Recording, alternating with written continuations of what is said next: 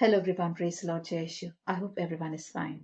So today we shall be talking about Jesus, why he is called the Lamb of God. यानी आज हम यीशु मसीह के बारे में बात करेंगे कि उन्हें लैम्प ऑफ गॉड क्यों कहते हैं, यानी यीशु मसीह को मेमना क्यों कहते हैं। आज हम जीसस के बारे में बात करेंगे कि उन्हें हम मेमने से क्यों कंपेयर करते हैं बाइबल में। Why Jesus is called the lamb of God, यानी यीशु मसीह को कहा जाता है ये है परमेश्वर का मेमना। आज हम इस चीज के बारे में बात करेंगे। Now lamb is an innocent animal. Jesus is also innocent. यानी लैम जो होता है, मेमना जो होता है, वो बहुत ही इनोसेंट, बहुत ही मासूम जानवर होता है। और उसी तरह से हमारे यीशु मसीह वो भी बहुत मासूम है और वो पाप से अनजान थे। In the Old Testament, when people went to the temple, they were supposed to sacrifice a lamb as a sin offering. यानी अगर आप पुराना नियम पढ़ें, ओल्ड टेस्टमेंट, तो वहां लिखा है कि लोग जब मंदिर में जाते थे पुराने टेम्पल में, तो वहां वो मेमने की बलि चढ़ाते थे एज सिन ऑफरिंग, और फिर उन्हें उनके पापों की क्षमा मिलती थी। क्योंकि ओल्ड टेस्टमेंट में माना जाता था कि बिना रक्त के बहाए कभी माफी नहीं मिल सकती गुनाहों की। तो गुनाहों से माफी मांगने के लिए लोग मेमने का लहू बहाया करते थे। ऐसा निर्गमन की पुस्तक चैप्टर 12 वर्स 5 में लिखा है, और चैप्टर 29 वर्स 38 में भी लिखा है। यानी exodus chapter 12 verse 5 and Exodus 29 chapter verse 38. It says that in the Old Testament people used to offer lamb as a sin offering. यानी पुराना नियम ओल्ड टेस्टमेंट में लोग जब मंदिर में जाते थे तो वो मेमने की बलि चढ़ाते थे। और ऐसा वो क्यों करते थे? क्योंकि माना जाता था कि जब मेमने की बलि चढ़ाई जाएगी, जब उसका रक्त जब परमेश्वर को चढ़ाया जाएगा, तो उसके बदले में वो हमें हमारे गुनाहों से माफी देंगे। क्योंकि ओल्ड टेस्टमेंट में माना जाता था कि बिना रक्त के बहाए बिल्कुल माफी नहीं मिलती, इसलिए जानवरों का लहू बहाया जाता था। Now lamb was considered to be a perfect offering for sins atonement. यानी लैम जो होता है, मेमना जो होता है, उसे परफेक्ट ऑफरिंग मानी जाती थी। यानी लोग उसे कहते थे कि एक परफेक्ट ऑफरिंग है। यानी ऑफरिंग के लिए लैम जो है, मेमना जो है, ये बहुत परफेक्ट एनिमल है। ऐसा क्यों? क्योंकि बहुत इनोसेंट जानवर माना जाता है। Now lamb is male, ऐसा एक्सोडस चैप्टर 12 वर्स 5 में लिखा है। निर्गमन 12:5 कहती है कि लैम जो है उसको मेल सिलेक्ट करना है, मेल एनिमल बलि के लिए। Jesus is also male, he's son of God. Lamb was supposed to be the firstborn. यानी जो लैम जो था, वो जो पिलौठा लैम होता था, उसको चुना जाता था बलि चढ़ाने के लिए, ऐसा एक्सोडस 13:12 में लिखा है। उसी तरह से Jesus is also first born of father God. यानी यीशु मसीह जो है वो भी परमेश्वर के एकलौते पुत्र हैं और पिलौटे हैं। पिलौटे क्यों कहते हैं? क्योंकि हम भी परमेश्वर की संतान हैं। और उसी तरह से यीशु मसीह परमेश्वर की संतान है, उन्हें पिलौठा कहा जाता है, फर्स्ट बॉर्न कहा जाता है, क्योंकि हम लोग का नंबर उनके बाद आता है। हम भी परमेश्वर की संतान हैं, लेकिन जो पहली संतान है परमेश्वर की वो है यीशु मसीह, जो कि डायरेक्ट सन ऑफ गॉड है। तो इसलिए यहाँ पे लैम्ब को जीसस से कंपेयर किया गया है। Lamb is male, Jesus is also male, he son of God. Luke 1:35 में भी लिखा है। Now lamb was suppose to be the first born, यानी जो लैम्ब होते थे उसमें जो पिलौठा जानवर था वो चुना जाता था। और जीसस भी अपने परमेश्वर के फर्स्ट बॉर्न थे, he was also first born child.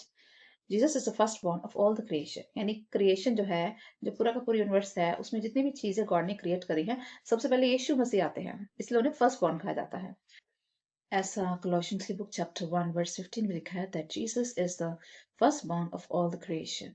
यानी वर्ल्ड में जितनी चीजें क्रिएट हुई हैं, जीसस उसमें फर्स्ट बॉर्न है।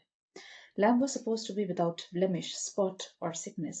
यानी लैम्ब जो होता था पुराने टाइम में, ओल्ड टेस्टमेंट में, जिसकी बलि चढ़ाई जाती थी, वो ऐसा जानवर लिया जाता था जो कि स्पॉटलेस हो, यानी जिसमें कोई कमी ना हो, जिसमें कोई बीमारी ना हो। ऐसा लैम्ब जो हैंडीकैप ना हो, जिसमें किसी भी तरह की कमी ना हो।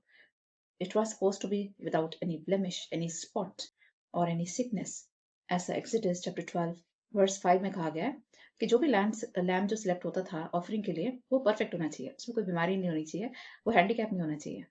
Similarly Jesus is also spotless, he is sinless and perfect. उसी तरह जीसस में भी कोई कमी नहीं है, वो भी सिनलेस है। जीसस ने कभी पाप नहीं किया, वो पाप रहित है, उन पर कोई दाग नहीं लगा, वो स्पॉटलेस है, और इसलिए जीसस को भी परफेक्ट ऑफरिंग कहा जाता है। ऐसा 2 Corinthians chapter 5 verse 21 में लिखा है that Jesus is without sin and that's why God considered to him a perfect offering। यानी यीशु मसीह जो है वो बेदाग है, उन्होंने कभी कोई गुनाह नहीं किया, कोई पाप नहीं किया, वो पाप से रहित थे, और इसलिए परमेश्वर ने उनको एक परफेक्ट ऑफरिंग माना। No lamb was supposed to take away the sins of the people in the Old Testament। यानी जब मेमने की बलि चढ़ाई जाती थी, तो माना जाता था कि ये मेमना जो है इसने लोगों के गुनाह अपने सर ले लिए, और इसलिए मेमने का लहू बहाया जाता था मंदिर में। ओल्ड टेस्टमेंट के टाइम में ऐसा लेविटिकस चैप्टर 14 में पूरा डिस्क्रिप्शन दिया हुआ है। एक ऐसे लैम्ब को लिया जाता था और मंदिर में ले जाया जाता था, उसकी बलि चढ़ाई जाती थी और फिर ऐसा माना जाता था कि लैम्ब की जब बलि चढ़ाई, उसका रक्त जब परमेश्वर को ऑफर किया तो उसने लोगों के गुनाह माफ कर दिए, उस लहू ने। और वो जो लोगों के गुनाह होते थे वो उस लैम्ब के सर आ जाते थे और इसलिए उसको मारा जाता था। ऐसा लेविटिकस चैप्टर 14 में पूरा डिस्क्राइब करा है।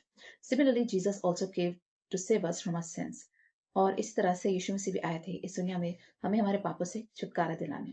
और जब यीशु मसीह ने अपना रक्त बहाया क्रूस पर तो हमारे गुनाह उन्होंने अपने सर ले लिए। फर्स्ट पीटर चैप्टर 2 वर्स 24 ही कहती है कि Jesus took our sins upon himself. यानी यीशु मसीह ने जब अपना रक्त बहाया क्रूस पे तो उन्होंने हमारे गुनाह अपने सर ले लिए। जैसे ओल्ड टेस्टमेंट में मेमने के साथ होता था, क्योंकि जब मेमने का लहू बहाया जाता था तो वो लोगों के गुनाह अपने सर ले लिया करता था। उसी तरह से जब यीशु मसीह आए न्यू टेस्टमेंट में तो हमारे गुनाह उन्होंने अपने सर ले लिए और हमें हमारे गुनाहों से माफी दी और छुटकारा दिया। He came to give us eternal forgiveness। और यीशु मसीह ने जब हमारे गुनाह अपने सर लिए तो हमेशा के लिए हमें उन्होंने दी माफी। Every year the high priest offered the blood of lamb for the atonement of sins of the people and of his own sin। यानी अगर आप हिब्रू की पुस्तक देखें चैप्टर 9 वर्स 7 में लिखा है कि साल दर साल ये प्रथा निभाई जाती थी। जो हाई प्रीस्ट होते थे, महायाजक, वो मंदिर में जाते थे मोस्ट होली प्लेस में, यानी सबसे महापवित्र स्थान में। वहां वो मेमने का लहू लेके जाते थे और हर साल वहां वो लहू चढ़ाया करते थे, अपने गुनाहों की माफी के लिए भी और लोगों के गुनाहों की माफी के लिए भी।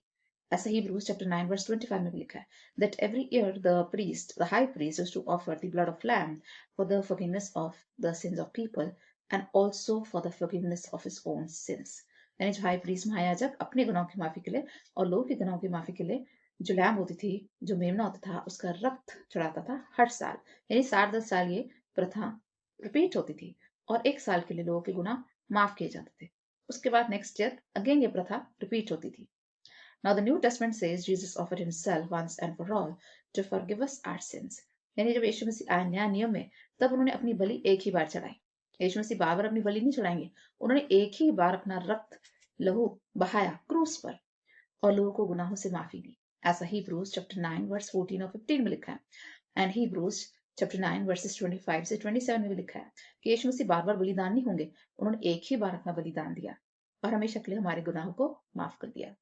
लेकिन जैसे ओल्ड टेस्टमेंट में बार बार रक्त बहाया जाता था, यीशु मसीह के रक्त बहाने के बाद हर तरह की बलियां बंद हो गई, क्योंकि वो आखिरी बलिदान था। That was the last sacrifice. और यीशु मसीह ने अपना रक्त जो बहाया वो एक ही बार बहाया और हमेशा के लिए हमारे गुनाह माफ कर दिए। वो बार बार अपनी बलिदान नहीं देंगे, उन्होंने एक ही बार दिया। Christ died once and for all and he forgave us our sins। The Bible says he who knew no sin became a sin for us so that we could become the righteousness of God। यानी वो इंसान यीशु मसीह जो परमेश्वर का बेटा है, वो इस दुनिया में इंसान बन के आया। He who knew no sin यानी जिसने कभी पाप को नहीं जाना, जिसको पाप के बारे में कोई नॉलेज नहीं थी, जिसने कभी कोई पाप नहीं किया, वो हमारे लिए पापी ठहराया गया। He who knew no sin became a sin for us। यानी वो परमेश्वर का पुत्र जिसने कभी गुनाह नहीं किया था, जिसने कभी कोई गलत काम नहीं किया, उसको हमारे लिए पापी ठहराया गया, जिसने खुद कभी कोई गुनाह नहीं करा। So that we could become the righteousness of God, ताकि हम ईश्वर की निगाह में धर्मी ठहरे। ऐसा 2 Corinthians chapter 5 verse 21 में लिखा है। So there are lots of similarities between the lamb of the Old Testament and Jesus Christ in the New Testament। यानी पुराना नियम में जो लैम्ब होता था उसमें और यीशु मसीह में बहुत सारी सिमिलैरिटीज हैं और इसलिए यीशु मसीह को हम परमेश्वर का मेमना कहते हैं। Now we are going to talk about the Passover। यानी फसह का पर्व पुराने टेस्टमेंट में, ओल्ड टेस्टमेंट में पासओवर का फेस्टिवल मनाया गया था फर्स्ट टाइम। वो क्यों मनाया गया था? What happened on the day of Passover? If you remember the story of Moses, he was supposed to help the Israelites to come out of Egypt, and God told Moses to request to Pharaoh to allow the Israelites to leave। यानी मूसा जो था वो God ने उससे कहा था कि तुम जितने भी इजरायली हैं, जो ज्यूस हैं, आप उनको मिस्र से निकाल के लाएंगे और इसके लिए आप रिक्वेस्ट करेंगे फारो राजा से, इजिप्ट के राजा से, ताकि वो ज्यूस को जाने दें। But Pharaoh was stubborn and would not allow। ऐसे एक्सोडस चैप्टर 3 वर्स 19 में लिखा है कि मोसेस बार बार रिक्वेस्ट करता है इजिप्ट के किंग से, फारो से, कि मेरे लोगों को जाने दो, ज्यूस को जाने दो अपने देश में, इजराइल में। लेकिन वो जान नहीं देता। He was very stubborn king, यानी वो जिद्दी राजा था। मूसा के रिक्वेस्ट करने के बाद भी वो नहीं जाने देता और गॉड बहुत सारी आफतें भी भेजते हैं मिस्रियों पे, इजिप्ट पे, लेकिन फिर भी फारो जो होता है वो अड़ जाता है।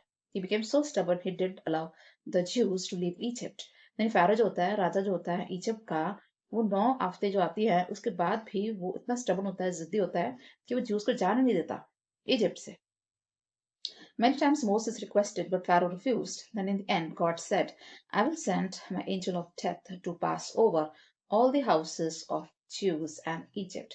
यानी आखिरी आफत जो थी, जो जिसको हम 10th प्लेग कहते हैं, तब गॉड कहते हैं कि अब मैं एक ऐसी आफत भेजूंगा, उसके बाद फैरो मान जाएगा। तो क्या कहते हैं, जो मौत का फरिश्ता जो होता है उसको गॉड ऑर्डर देते हैं कि वो गुजरेगा ज्यूज के और मिस्रियों के घर पर से, which means the angel of death will pass over the homes of the Jews and the Egyptians। ऐसा एक्सोडस चैप्टर 12 में पूरा डिस्क्रिप्शन दिया हुआ है। और एक्सोडस चैप्टर 12 वर्स 23 बताती है कि गॉड कहते हैं कि मैं अपने एंजल को हुक्म दूंगा, एंजल ऑफ डेथ को, यानी मौत के फरिश्ते को, कि वो मिस्रियों के और यहूदियों के घर पर से गुजरे।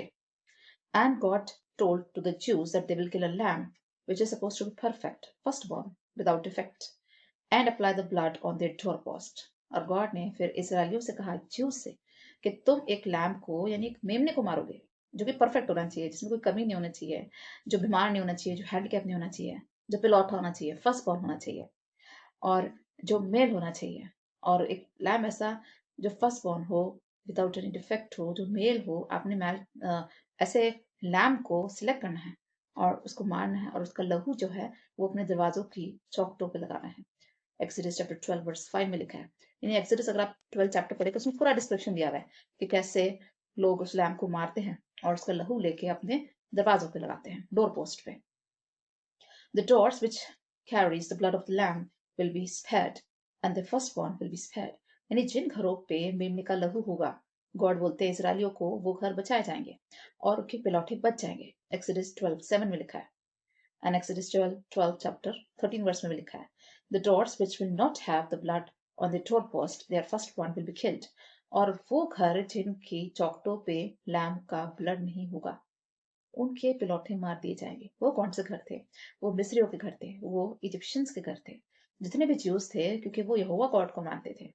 तो गॉड ने मूसा को ऑर्डर दिया कि लोगों से कहो कि मेमना ले, उसको मारे, उसका ब्लड लेके अपने डोर पोस्ट पे, अपने दरवाजों की चौखटों पे लगाएं। और जब एंजल वहां से गुजरेगा और जिन जिन घरों पे ब्लड लगा होगा लैम्प का यानी मेमने का, वो सारे घर बचाए जाएंगे, उनके पिलौठे बच जाएंगे। और जिन घरों पे मेमने का लहू नहीं होगा, वहां के पिलौठे मारे जाएंगे। वो कौन से घर थे जिन पे ब्लड नहीं लगा था? वो सारे इजिप्शियंस के घर थे, मिस्रियों के घर थे। The doors which will not have the blood on the doorpost, their firstborn will be killed। This is written in Exodus chapter 12 verse 12। In Exodus 12:12 में लिखा है, जिन घरों में मेमने का लहू नहीं होगा, वहां पिलौठों की डेथ हो जाएगी। Now Jews killed a lamb and applied the blood on the doorpost, and the angel of death passed over the homes। All the Jews' homes that had blood mark was saved, they were spared। मैंने क्या करा, juice ने God का कहना माना। हर एक घर में एक एक लैम्ब की बलि चढ़ाई गई, उसका लहू लिया गया और चौखटों पे लगाया गया। और फिर मौत का फरिश्ता उन घरों पर से गुजरा, और जब उसने मेमने का लहू देखा हर घर पे लगा हुआ, हर ज्यूश के घर पे लगा हुआ, तो वो सारे घरों को उसने बख्श दिया, छोड़ दिया, माँ के पिलौठे को छोड़ दिया। ऐसा एक्सोडस 12 चैप्टर 23 वर्स में लिखा है, the first born were spared. यानी उन घरों के सारे पिलौठे जो थे उनको छोड़ दिया गया। Egyptians' homes were not spared। Why? Because they didn't have the blood mark। यानी जो मिस्रियों के घर थे उन पे लैम्ब का ब्लड था ही नहीं। तो जब मौत का फरिश्ता वहां से गुजरा, जहां जहां से मौत का फरिश्ता गुजरता गया, वहां वहां पे लौठों की डेथ होती गई।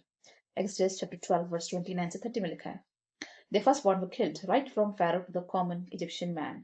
यानी सबसे पहले जो पिलौठे की डेथ हुई थी वो फैरो किंग का बेटा था। इजिप्ट का जो राजा था फैरो, उसका खुद का बेटा मर गया था, पिलौठा पिलौठा बेटा मर गया। क्यों? क्योंकि उसके घर पे भी मेमने का लहू नहीं था। और जितने भी इजिप्शियंस के घर थे, कॉमन मैन इजिप्शियंस के, उन सब घरों में पिलौठों की डेथ हुई क्योंकि वहां मेमने का लहू नहीं था। ऐसा एक्सोडस चैप्टर 12 वर्स 29 में लिखा है, Even the firstborn of the animals were killed। This was the 10th plague and the last punishment of Egyptians।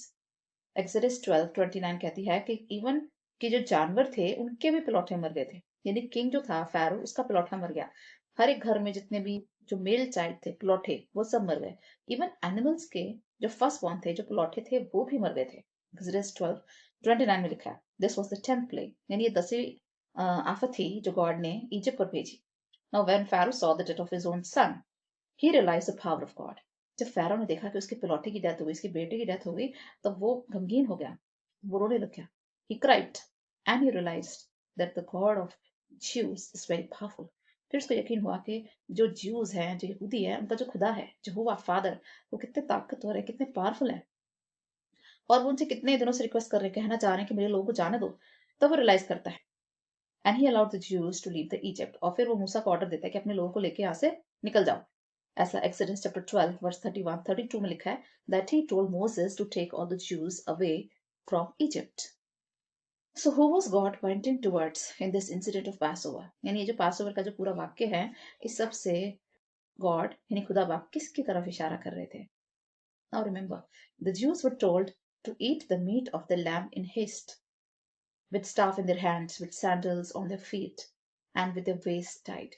यानी ज्यू से कहा गया था कि जब वो लैम्ब को मारेंगे तो उसका जो मीट उन्होंने खाना है वो जल्दी जल्दी खाना है, और उनकी जो कमर होगी उस पर बेल्ट कसी हुई होगी, और उनके हाथ में एक लकड़ी होगी, स्टाफ होगा और स्टिक होगी, और उनके जो पैरों में होंगे सैंडल्स होंगे, यानी जूते पहन के हाथ में एक स्टिक लेके अपनी कमर को कस के बेल्ट से, और जल्दी में खाना है, हेस्ट में खाना है मीट। ऐसा क्यों था? क्योंकि उसके बाद उनको भागना था वहां से। उसके बाद मूसा ने ज्यूज को निकालना था इजिप्ट से, और निकाल के लाना था लैंड ऑफ खनान यानी लैंड ऑफ इसराइल में। God was pointing towards his own sun Jesus, यानी ये पूरे वाक्य से कि लोग लैम्ब को मारते हैं, उसका लहू अपने दरवाजे की चौखटों पे लगाते हैं, परमेश्वर किसकी तरफ इशारा कर रहे थे?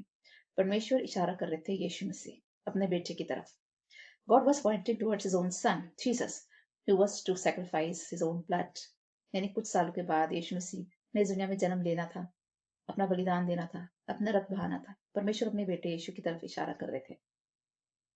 John the Baptist, when he saw Jesus for the first time, he said, he is the Lamb of God who will take away the sins of the world. यानी जब यीशु मसीह का जन्म होता है तो बपतिस्मा यूहन्ना जब पहली बार यीशु को देखते हैं तो अपने चेलों से कहते हैं कि ये ही है परमेश्वर का मेमना जो सारे संसार को उनके पापों से बचाएगा।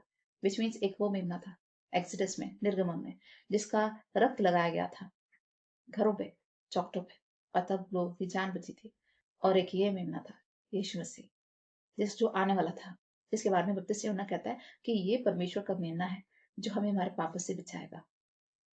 As John chapter 1 verse 29 में लिखा है, Jesus is a perfect offering. Jesus is sinless.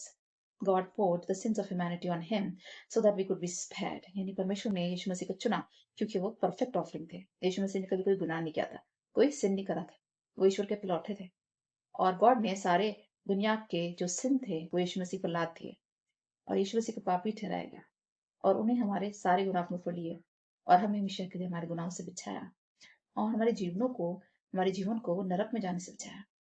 ऐसा Isaiah chapter 53 verse 6 में लिखा है, Now what can wash away the sins? Nothing but the blood of Jesus. एक बहुत प्यारा गाना भी है, What can wash away my sins? Nothing but the blood of Jesus. यानी मेरे जो गुनाह हैं उनको कौन धो सकता है? केवल यीशु मसीह का लहू। Therefore we need not be afraid because Jesus took our sins upon himself and died on the cross. यानी हमें डरने की जरूरत नहीं है क्योंकि यीशु मसीह हमेशा हमारे साथ है। उन्हें 2000 साल पहले ही हमारे गुनाह माफ कर दिए थे, हमारे सारे गुनाह अपने सर ले लिए, और हमें दी हमेशा की माफी, हमें दी इटर्नल लाइफ, हमें उन्होंने नरक की आग से बचाया, हमेशा की मृत्यु से बचाया। ऐसा 1 Peter chapter 2 verse 24 में भी लिखा है। Even today, all pastors and preachers, they say, they apply the blood of Jesus on children, on homes, on doorposts, everywhere. यानी आज भी जो पास्टर्स, प्रीचर्स, प्रीस्ट प्रीच करते हैं तो कहते हैं यीशु मसीह का लहू जो है वो अपने ऊपर लगाइए, वो अपने बच्चों पे लगाइए, अपने घराने पर लगाएं, अपने घर पे लगाएं, अपने जॉब्स पे लगाएं, अपनी गाड़ी पे लगाएं, अपने चौकटों पे लगाएं, हर जगह लगाएं। विच मीन्स अपने आपको लहू में यीशु के ढांक लीजिए, which means cover yourself with the blood of Jesus if you want to be saved. And the blood of Jesus is going to protect us from the darts of the evil one. ऐसा Ephesians chapter 6 verse 16 में भी लिखा है कि यीशु मसीह का लहू को जब हम अपनाते हैं, उस पर यकीन करते हैं, और जब यीशु मसीह के लहू में यकीन कर लेते हैं, उसको पूरी तरह से अपने ऊपर लगा लेते हैं, तब हम शैतान के हर तरह के वार से बचते हैं। This is written in Exodus chapter 6 verse 16. Now Jesus was silent when he was killed. He was silent before his murderers like a lamb. He was slaughtered. He did not open his mouth. जैसे एक मेमना होता है जब उसकी बलि चढ़ाई जाती है वो शांत हो जाता है, वो बिल्कुल शोर नहीं मचाता। जब एक मेमने की बलि चढ़ती है ना, जब उसकी गर्दन को रखा जाता है और जब उसको आरी चलाई जाती है उसकी गर्दन पे, तो मेमना बिल्कुल शोर नहीं मचाता। वो इतना इनोसेंट होता है, इतना शांत होता है, वो चुपचाप अपनी गर्दन रख देता है और फिर उस पर आरी चलती है, उसको मार दिया जाता है। लेकिन मेमना का ऐसा जानवर है जो कभी रिटालिएट नहीं करता, जो कभी शोर नहीं मचाता, वो चुपचाप अपने प्राण दे देता है। उसी तरह यीशु मसीह ने भी प्राण दिए थे। He was silent before his murderers. यानी यीशु मसीह जब क्रूस पर थे, जब उनकी मृत्यु हो रही थी, जब उनके प्राण निकल रहे थे, तो बिल्कुल शांत थे, बिल्कुल साइलेंट थे। Like a lamb he was slaughtered, यानी उनको मारा गया था एक मेमने की तरह। He did not open his mouth, और उन्होंने बिल्कुल भी अपना मुंह नहीं खोला, बिल्कुल भी इस चीज का अपोज नहीं करा कि मुझे क्यों मारा जा रहा है, मुझे क्यों सताया जा रहा है, मुझे क्यों इतनी ताड़ना दी जा रही है, मुझे क्यों क्रॉस दिए जा रहे हैं। अपने मारने वालों के आगे उन्होंने बिल्कुल भी मुंह नहीं खोला, और वो चुपचाप उन्होंने अपने प्राण दिए हैं। ऐसा Isaiah chapter 53 verse 7 में लिखा है, like a lamb he was slaughtered. जैसे एक लैम्ब होता है ना, इनोसेंट, वो चुपचाप अपनी जान दे देता है। उसी तरह यीशु मसीह भी इनोसेंट है, मासूम। उन्होंने भी चुपचाप अपनी जान दे दी, बिना कुछ कहे, बिना कुछ लड़ाई झगड़ा करे, बिना किसी चीज को अपोज करे। He said, my father can send armies of angels to protect me, but he did not ask for the help of Father God. यानी जगह यीशु मसीह कहते हैं कि मैं चाहूं तो बहुत सारी एंजल्स की आर्मी बुला सकता हूँ अपनी हेल्प के लिए। यीशु मसीह कहते हैं मैथ्यूज चैप्टर 26 वर्स 53, यानी मत्ती चैप्टर 26 वर्स 53 में जीसस कहते हैं अगर मैं चाहूं तो स्वर्ग की तरफ मैं परमेश्वर से रिक्वेस्ट करूंगा और मेरा पिता एंजल्स की आर्मी भेज देगा मेरी हेल्प के लिए, मुझे बचाने के लिए। लेकिन ऐसा उन्होंने नहीं किया। उन्होंने एंजल्स की हेल्प नहीं मांगी, उन्होंने परमेश्वर की हेल्प नहीं मांगी, और चुपचाप अपने प्राण दिए। In fact, to heal the ear of the one who came to arrest him. यानी यीशु मसीह को जो अरेस्ट करने आते हैं ना, वो तलवारें लेके आते हैं। तो यीशु मसीह का चेला पीटर उसका कान काट देता है, सोल्जर का। तो यीशु मसीह ने उस सोल्जर का कान ठीक करा था जो उनको अरेस्ट करने आया था। Which means he healed the ear of the person who came to arrest him. यानी जो यीशु मसीह को अरेस्ट करने आता है, उसके बाद उनको बहुत मारा पीटा गया था, बहुत ताड़ना दी गई थी, ये सब वो पहले से जानते हैं। यानी फिर भी वो अपने अरेस्ट करने वाले का कान ठीक करते थे। He healed the ear of the person who arrested him. ऐसा लूक 22 वर्स 49 से 51 में लिखा है कि जीसस का नेचर कितना डिफरेंट था। जो उसको मारने आए वो उन्हीं को ठीक कर रहे हैं, चंगाई दे रहे हैं। यानी मरते मरते भी वो चंगाई दे रहे थे, मरते मरते भी वो प्रेम का संदेश दे रहे थे। जो उन्हें मारने आए थे, जो उन्हें रेस्ट करने आए थे, वो उनको तकलीफ दे रहे हैं, और यीशु मसीह उनको चंगाई दे रहे हैं। What a different nature, what a love he displayed. Even while he was time, he was thinking how to heal the people. यानी मरते मरते वो सोच रहे थे कि मैं कैसे लोगों को चंगाई दूं, कैसे लोगों का भला करूं। ऐसा नेचर होना चाहिए हमारा। He told Peter to keep the sword away. और पीटर होता है, जब यीशु मसीह को जब सोल्जर अरेस्ट करने आते हैं तो अपनी स्वॉर्ड निकाल लेता है सोल्जर्स को मारने के लिए। तो वो उनसे कहते हैं पीटर से कि अपनी जो तलवार है उसको वापस म्यान में डाल दे। ऐसा मैथ्यू चैप्टर 26 वर्स 52 में लिखा है। यानी पतरस जो होता है अपनी स्वॉर्ड निकालता है और कहता है मैं सारे सोल्जर्स को मार दूंगा जो जीसस को अरेस्ट करने आए। तो जीसस उससे कहते हैं अपनी तलवार वापस रख ले। वो कहते हैं कि मैं शांति स्प्रेड करने आया हूँ, क्योंकि जीसस हमेशा शांति से काम लेते थे। After all he is the Prince of peace, ऐसा Isaiah चैप्टर 9 वर्स 6 में लिखा है। यीशु मसीह जो है वो शांति के राजकुमार हैं। वो कभी लड़ाई झगड़ा नहीं करते थे, इसलिए अपने डिसाइपल को कहते हैं अपनी तलवार जो है वो वापस रख ले। Jesus said, I have come to give peace to the world. He said, peace I give you, my peace I give you, not as the world gave, as I give. Let not your heart be troubled. यीशु मसीह कहते हैं मैं तुम्हें अपनी शांति देता हूँ, वैसे नहीं जैसे संसार देता है, बस जैसे कि मैं तुम्हें देता हूँ। ऐसे जॉन चैप्टर 14 वर्स 27 में लिखा है। This means Jesus is the Prince of Peace, and he came to offer peace to the world. यानी यीशु मसीह शांति का संदेशा लेके आए थे, वो शांति का पैगाम देने आए थे, और इसलिए उन्हें शांति का राजा कहते हैं। और इसलिए कभी वो किसी से लड़ाई झगड़ा नहीं करते थे। हमेशा हर जगह उन्होंने प्रेम ही बांटा है, और आज भी प्रेम बांटते। When Jesus had the last meal with his disciples, that was the day of Passover. यानी अगर आपको याद है लास्ट सफर का इंसिडेंट, तो जीसस अपने चेलों के साथ जब आखिरी भोजन खाते हैं तो वो कौन सा दिन था? वो भी पासओवर का दिन था। He was celebrating the festival of Passover which occurred in the Old Testament. यानी कुछ देर पहले जो मैं आपको फेस्टिवल के बारे में बता रही थी, पासओवर यानी फसा का पर्व, जीसस वो सेलिब्रेट कर रहे थे लास्ट सफर वाले दिन, जब लोगों ने मेमने का लहू अपने घर की चौखट पे लगाया था। तो जीसस उस फेस्टिवल को सेलिब्रेट करते हैं, और उसी दिन वो अपने चेलों के साथ आखिरी भोजन भी करते हैं। Now, Jesus was celebrating the festival of Passover, which the Jews celebrated till today in memory of how Moses and God brought them out of Egypt. यानी आज भी अगर आप इजराइल में जाएं तो वहां के लोग आज भी फसा का पर्व मनाते हैं। यानी पास ओवर का फेस्टिवल आज भी ज्यूइश कम्युनिटी में सेलिब्रेट होता है, और उस दिन भी जीसस फसा का पर्व ही मना रहे थे, जिस दिन अपने चेलों के साथ आखिरी भोजन करा। ऐसे मैथ्यू चैप्टर 26 वर्स 17 में लिखा है। Now Jesus was celebrating the Passover with disciples at the Last Supper. He was pointing towards the blood of lamb that saved the Jews from the angel of death. जब यीशु मसीह आखिरी भोजन खाते हैं चेलों के साथ, तो वो फसह का पर्व मना रहे थे। और तब वो लोग याद करते हैं मिलकर के कैसे मेमने का जब लहू लगाया गया था दरवाजा की चौखट पे, तो तब लोगों की जान बची थी। तब उनके प्लॉटों को छोड़ दिया गया था जब मेमने का लहू बहाया गया था ओल्ड टेस्टमेंट के टाइम में। Similarly, Jesus was telling his disciples that he is going to die next day, which was the day of Good Friday. यानी जीसस अपने चेलों को बताने की कोशिश कर रहे थे कि अगले दिन ही गुड फ्राइडे का दिन था और जीसस की डेथ होने वाली है। वो ऐसा संदेश अपने चेलों को देते हैं that he was about to die the next day, that is Good Friday, and he was about to shed his blood to save the people from their sins, to save them from the fires of hell, to save them from the devil. यानी Jesus अपने चेलों को संदेश देते हैं कि जैसे मेमने का लहू बहाया गया था पास ओवर वाले दिन, उसी तरह यीशु मसीह का लहू भी बहाया जाएगा नेक्स्ट डे, क्योंकि नेक्स्ट था गुड फ्राइडे। और जीसस लोगों के लिए अपनी जान देंगे, उन्हें पापों से छुटकारा देंगे, उन्हें नरक की आग से छुटकारा देंगे और उन्हें देंगे अनंत जीवन। He established the institution of the Holy Eucharist, और उसी दिन यीशु मसीह ने होली यूक्रिस्ट की स्थापना करी थी, जिसे हम होली कम्युनियन भी कहते हैं। And he was signifying his death, which is celebrated even today in churches on Sundays. इन आज भी हम संडे को जब चर्च में सर्विस अटेंड करते हैं, तो लोग होली कम्युनियन कंज्यूम करते हैं, और इसकी स्थापना जीसस ने लास्ट सप्पर वाले दिन करी थी। He told the disciples that this bread is his body. यानी उन्होंने रोटी का टुकड़ा लिया और कहा, ये मेरा शरीर है जो तुम्हारे लिए दिया जाएगा। He took the bread and he said, this is my body, which will be given up for you. Then he took the cup of wine and he said, this is the blood of the new covenant, which will be given for all.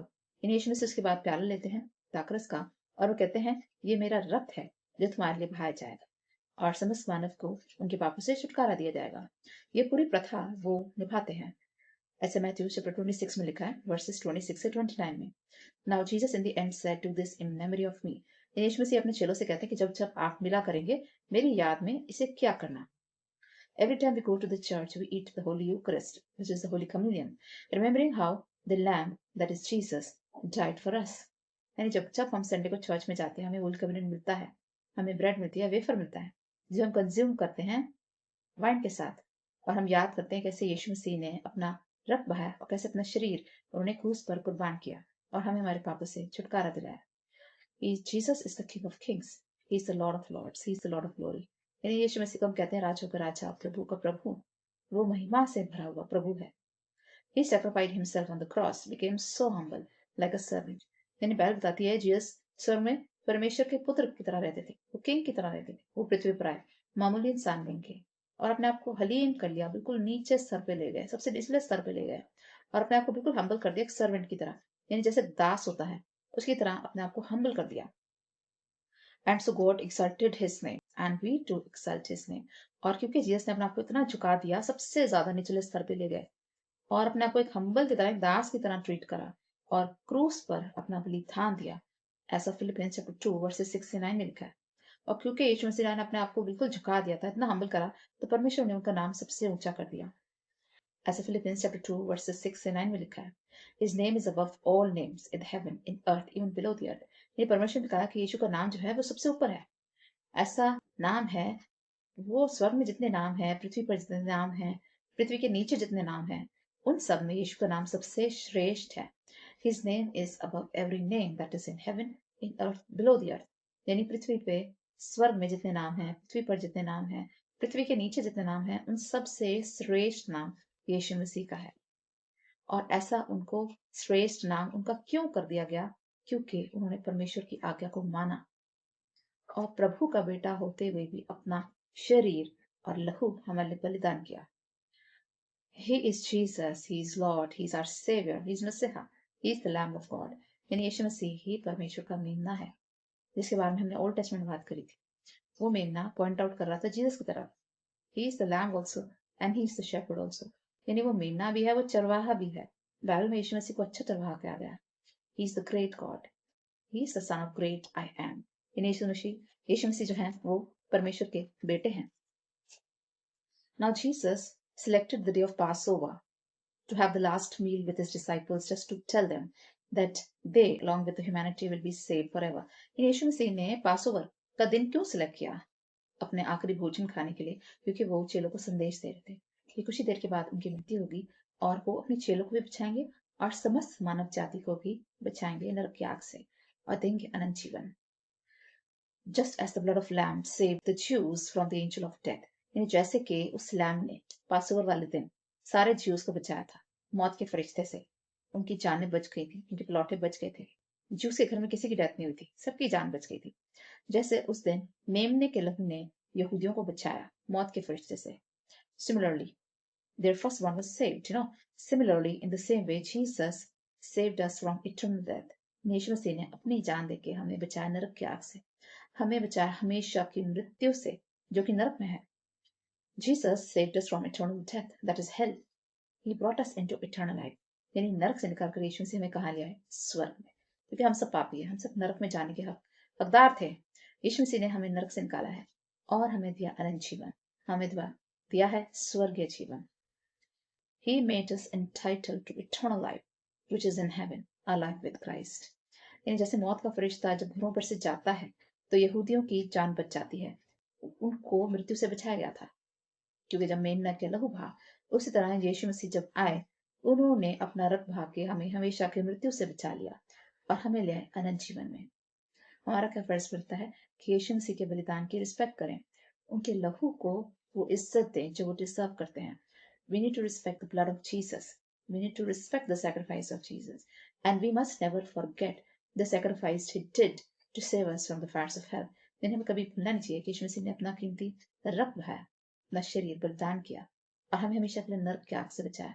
तो हमारा फर्ज है यीशु से दुआ करें, उनके नजदीक रहें, उनके करीब रहें और गलत काम न करें जिससे यीशु कष्ट पहुंचे, बल्कि अच्छे काम करें, परमेश्वर से प्रेम रखें और परमेश्वर के बच्चे यानी उनकी संतानों से भी प्रेम रखें।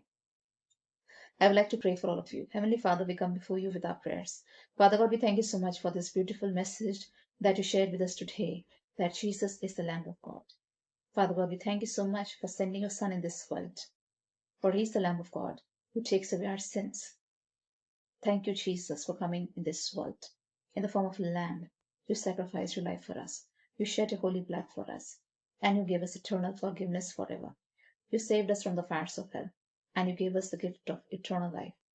Father God, we thank you so much for sacrificing your Son. We thank you so much for giving us the gift of eternal life. Father God, save us from the fires of hell. Save us from the clutches of sin. Deliver us from the power of sin. Save us from the clutches of devil. Save us from the darts of devil.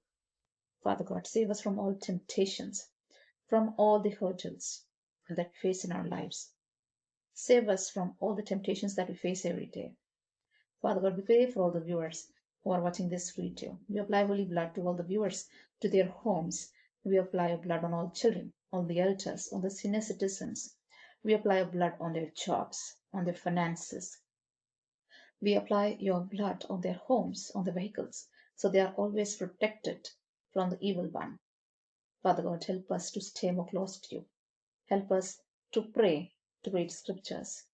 Help us to stay in communion with you. Father God, we seek healing for all those who are looking for healing. We seek jobs for all those who are unemployed. We seek good health for all those who are seeking good health. And we seek deliverance for all those who are facing any kind of hindrance from the devil. Bless our senior citizens, for the elders are a gift from God. Save us from the fires of hell and save us from the power of sin. We give our lives to you. We give all glory and honor to your name. We ask this prayer through Jesus Christ, our Lord. Amen. I hope this message will be a big blessing for all of you. So always remember that Jesus is the Lamb of God. He died for you, shed his blood for you, to save you from the fires of hell. Stay in communion with Jesus. Live a life which is full of the love of Christ. Live in the love of Jesus. Take care. Bye bye.